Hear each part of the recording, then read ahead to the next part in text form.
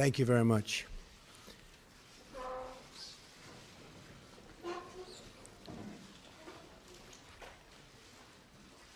Chancellor Merkel, it is a great honor to welcome you to the People's House, the White House. Our two nations share much in common, including our desire for security, prosperity, and peace. We just concluded a productive meeting with the German and American companies to discuss workforce development and vocational training, very important words. Germany has done an incredible job training the employees and future employees and employing its manufacturing and industrial workforce. It's crucial that we provide our American workers with a really great employment outlook. And that includes making sure that we harness the full potential of women in our economy. My administration is in the process of rebuilding the American industrial base.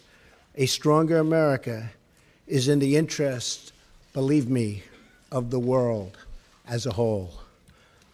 I reiterated to Chancellor Merkel my strong support for NATO, as well as the need for our NATO allies to pay their fair share for the cost of defense. Many nations owe vast sums of money from past years, and it is very unfair to the United States. These nations must pay what they owe. During our meeting, I thanked Chancellor Merkel for the German government's commitment to increase defense spending and work toward contributing at least 2% of GDP. I want to thank the Chancellor for her leadership in supporting NATO and its efforts in Afghanistan. This has come at significant cost, including the lives of over 50 German soldiers whose sacrifice we greatly honor. I also appreciate Chancellor Merkel's leadership, along with the French president, to resolve the conflict in Ukraine, where we ideally seek a peaceful solution. Most importantly, our two countries must continue to work together to protect our people from radical Islamic terrorism and to defeat ISIS. I applaud Chancellor Merkel for Germany's contributions, both civilian and military, as a counter-ISIS coalition member. We also recognize that immigration security is national security. We must protect our citizens from those who seek to spread terrorism, extremism, and violence inside our borders. Immigration is a privilege, not a right, and the safety of our citizens must always come first, without question. Over lunch, the Chancellor and I will talk about our economic partnership. We must work together towards fair and reciprocal trade policies that benefit both of our peoples. Millions of hardworking U.S. citizens have been left behind by international commerce, and together we can shape a future where all of our citizens have a path to financial security. The United States will respect historic institutions, and we will also recognize the right of free people to manage their own destiny. The close friendship between America and Germany is built on our shared values.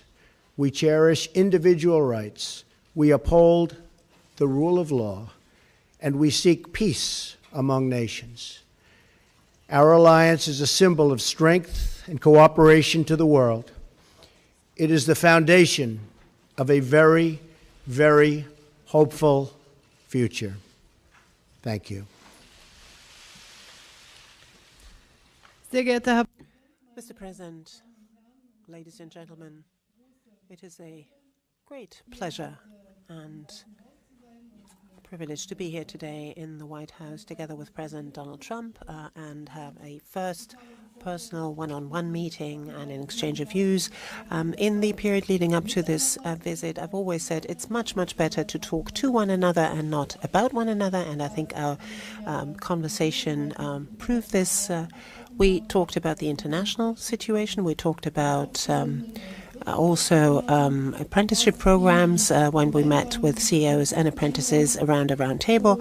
As regards the shared interests that we have, let me look back into the past. We, the Germans, owe a lot to the United States of America, particularly as regards the economic rise of Germany.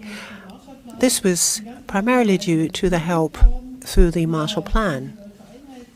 We were also able to regain German unity after decades of the United States standing up for this together with other allies and standing by our side during the period of the Cold War. And we are very gratified to know that today we can live in peace and freedom as a unified country due to that. So I was gratified to know that the President underlined how important he thinks NATO is. NATO is of prime importance for us, and it was not without very good reason that we said during our summit meeting in Wales that also Germany needs to increase expenditure. We committed to this 2% goal until 2024. Last year we increased our defense spending by 8%, and we're going to work together again and again on this. And we said that obviously defense and security has a lot of different assets and facets to it. On the one hand, it's supporting missions in Africa, for example. It's also promoting development assistance, but it's also helping missions in Africa, for example, in trying to stand up for their own safety and security. We continue to be in conversation. What was important for us today was that we were able to talk about Afghanistan, talk about what, as the President quite rightly said, the continuing mission of Germany in Afghanistan. I am very glad that the United States are intending to continue to commit to the Afghan mission as well. Together we fight against Islamist terrorism. Germany is going to step up its work and is going to continue its work in Afghanistan and also in Syria. We're going to monitor the situation there very closely. We're going to work on political solutions in Syria, but also in Libya, what we talked about. I am very gratified to know that the American administration and also the President personally commit himself to the Minsk process. We need to come to a solution of this problem. There has to be a safe and secure solution for Ukraine, but the relationship with Russia has to be improved as well. Once the situation there on the ground is clarified, Minsk is a good basis, but unfortunately we haven't made yet the headway that we want to, but we are going to work together with our experts in the next few months to come on this issue. I am also here in my capacity as G20 President. You know that we will be hosting the G20 the G20 summit, this year, and I'm very pleased that the President has committed to attending this summit. We're going to talk at some length over lunch about the issues. We say trade has to be rendered fairer. There has to be a win-win situation. We can talk about the details of that. We've already seen today when we had an exchange with our CEOs and also with our apprentices what sort of potential we can tap, what sort of potential our two economies have. It's very moving to see, particularly meeting with these young people, what sort of work towards the future is being done by our companies there. So particularly in this period where we are transiting from traditional manufacturing to Industry 4.0, capacity building, skills are so important, incidentally, not only for young people, but also for those who maybe have lost their jobs and need to be re-skilled in order to find a job again. And that is an issue I know is very important for you here in the United States, but it's also important for us in Germany. So I can say there are a number of issues where we will continue to cooperate very closely on the level of our experts, but also on our level. We had a very good first exchange of views, so I'm very much looking forward to the talks we will have over lunch. Thank you. Thank you very much. We'll do a couple of questions. Mark Halpern. Thank you. A lot of Americans now have anxiety, like 8 years ago, as the government here debates what to do about health care. So I'm wondering if you can tell people what your bottom lines are, what's non-negotiable. You talked in the past about saying no one should deny health insurance if they can't afford it. You talked about The gentleman needs to use a microphone. Are those your part of your bottom line? Would you veto any piece of legislation that violated those? Madam Chancellor, I'd like to ask you.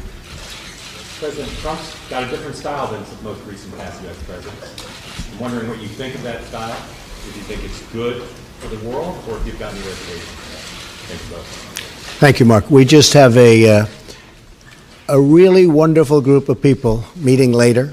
We met with 12 pretty much no's in Congress. You saw that a little while ago, and they went from all no's to all yeses.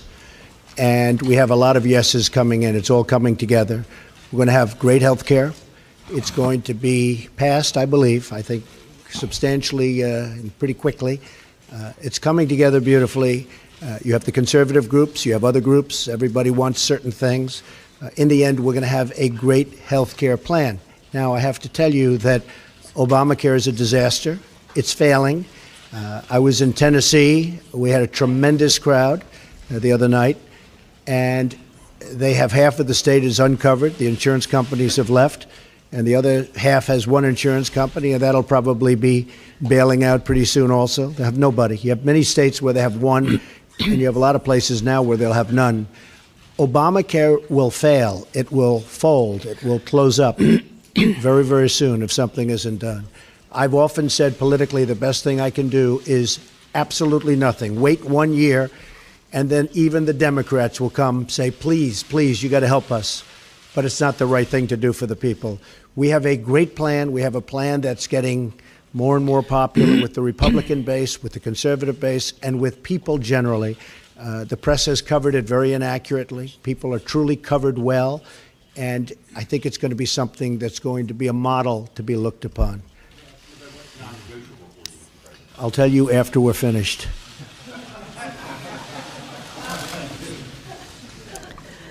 Ja, danke schön.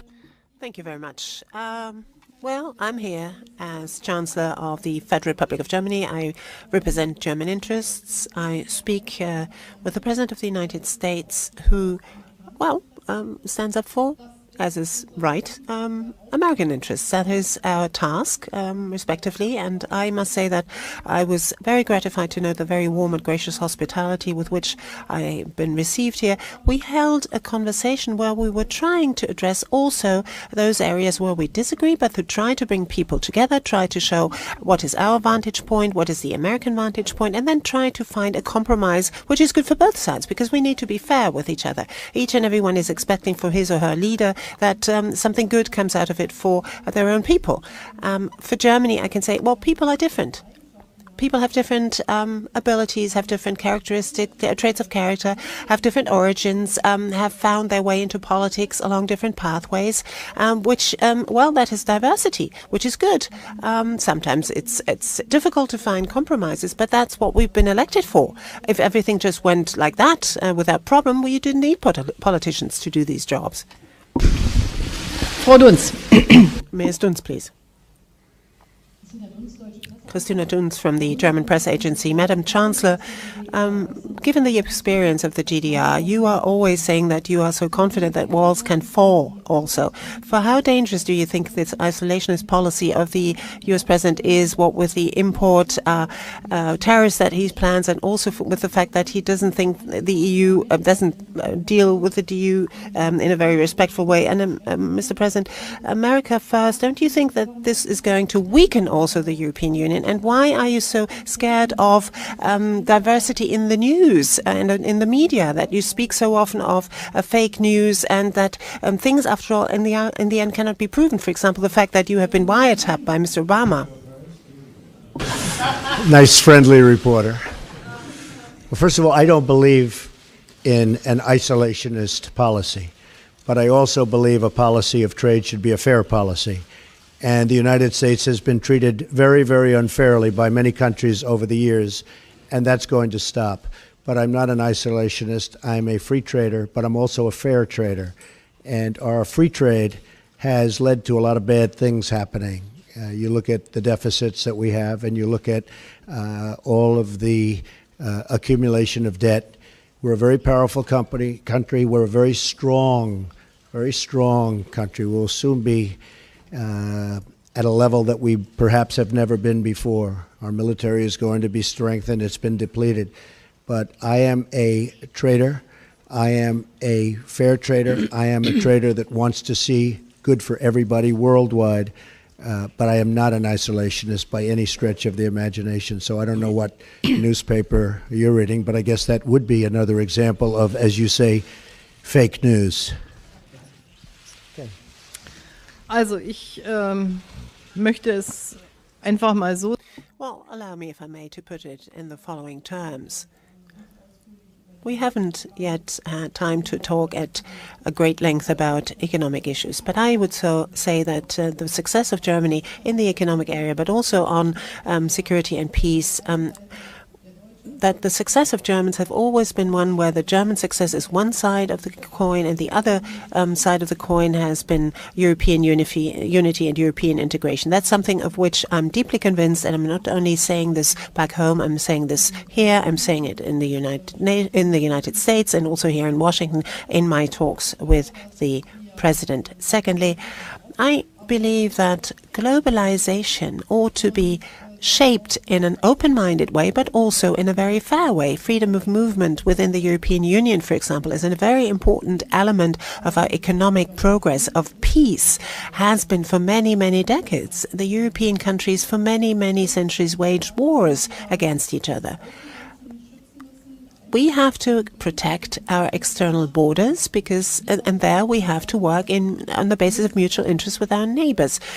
Migration, immigration, integration has to be worked on. Obviously, traffickers have to be stopped, but this has to be done by looking at the refugees as well, giving them opportunities to shape their own lives where they are, help countries who right now are not in an ability to do so, sometimes because they have civil war. I think that's the right way of going about it. And this is obviously what we have an exchange of views about. But my position is the one that I've just set out for you. I might add that we have many plants and factories coming back into the United States. Many jobs are coming back to Michigan, to Ohio, to Pennsylvania, to a lot of places where they were losing jobs. And we will have a different policy, but it's going to be a great policy for not only the United States, but a great policy worldwide. And I look very much forward to it. Kevin Cerulli. Yes, Mr. President, you have received the commentary.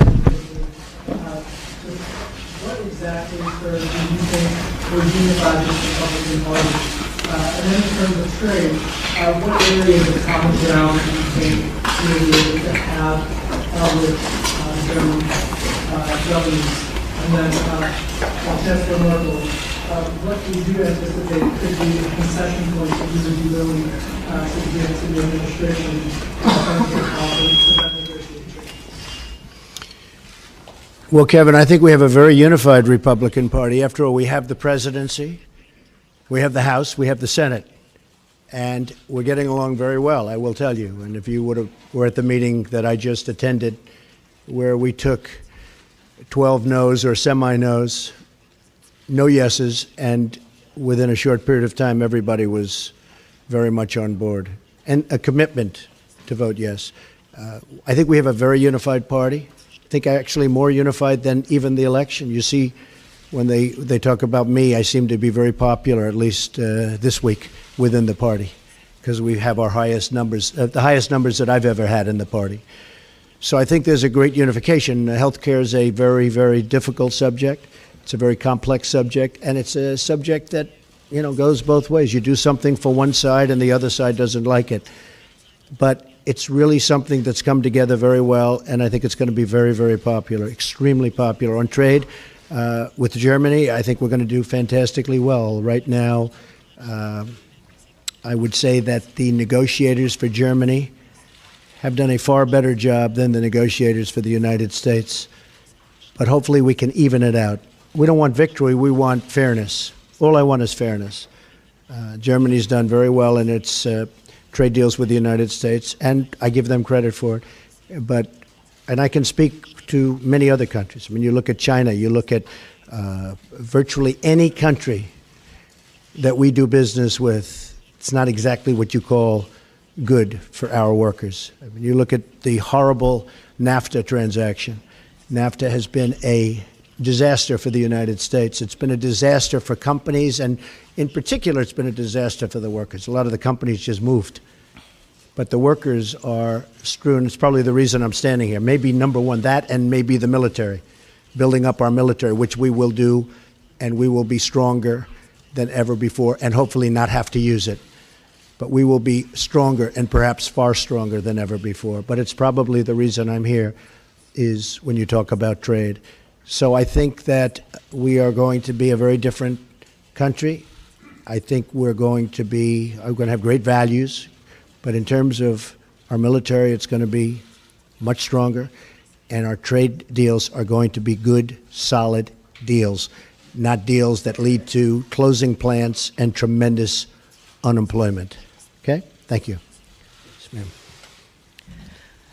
Wenn wir über When we speak about trade agreements, then the European Union is negotiating those agreements for all of the member states of the European Union. But obviously there's also input by the member states. They bring to the table what's important to them.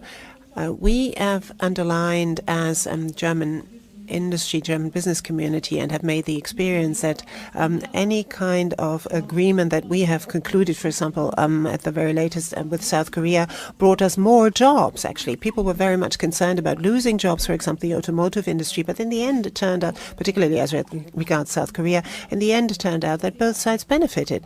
And I think it's only fair. That's the purpose of concluding agreements, that both sides win, and that is the sort of spirit, I think, in which we ought to be guided in negotiating any agreement between the United States of America and the EU. I hope that we can resume the agreement that we started. We have just now concluded an agreement with Canada, and I hope that we will come back to the table and talk about the agreement between EU and the US again. Mr. Graf, please.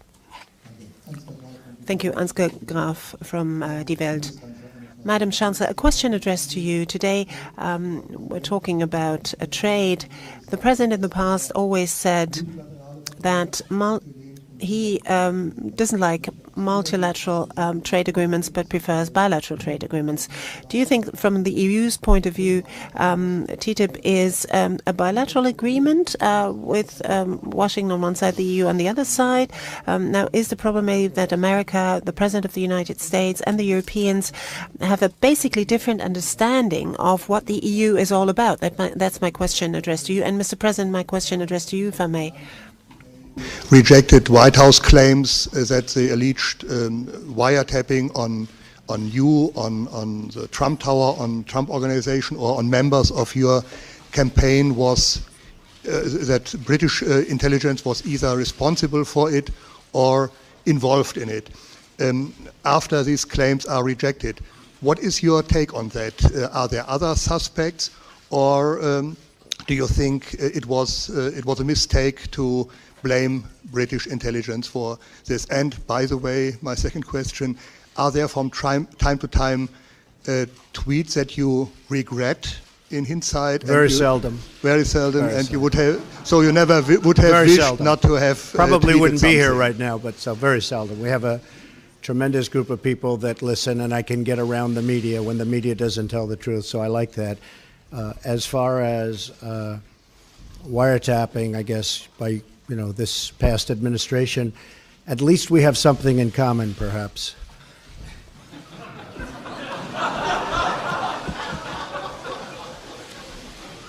And just to finish your question, we said nothing. All we did was quote a certain very talented legal mind who was the one responsible for saying that on television. I didn't make an opinion on it. That was a statement made by a very talented lawyer on Fox. And so you shouldn't be talking to me, you should be talking to Fox. Okay? Thank you. Ja, ich glaube, dass der Präsident. Well, I believe that The President has clearly set out his philosophy as to what trade agreements have to bring about for the American side as well. I personally don't think that Germany needs to negotiate and not the European Union. We've devolved our competences to the European Union, so the European Union, or rather the Commission, negotiates on behalf of the member states. So that's not going to prevent us from concluding agreements. For me, indeed, this would be then qualify as a bilateral agreement between the EU and the United States if we had it. But the question is, will it be of benefit to both countries or not? And let me be very honest, very candid. A free trade agreement with the United States of America has not always been all that popular in Germany either. There have been less demonstrations against this free trade agreement in the United States than in Europe and also in Germany. So I am very glad to note that apparently the sort of perspective on that has changed a little bit, at least in Germany too. Thank you very much. Great honor. Thank you. Thank you, ma'am. Thank you.